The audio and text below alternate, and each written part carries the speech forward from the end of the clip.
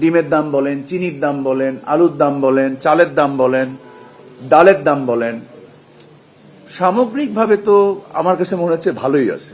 মাছের দাম বেশি না, আপনি যেটা বলছেন মাছের দাম যতটুকু বেশি অতি সামান্য, এবং এই পরিমাণ প্রাইস যদি মৎস্যজীবীরা না পান, যারা মাছ চাষ করেন তারা সার্ভাইভ করবেন না। কিছু কিছু জিনিসের পণ্যের দাম কমুক, এটা আমি চাই না। আলুর দাম কমুক, এটা আমি চাই না। ডিমের দাম আরো কমুক, এটা আমি চাই না।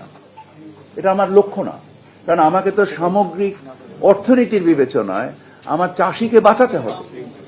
আমি সব জিনিসের দাম যে হু হু করে কমে যায়, of course that I don't want.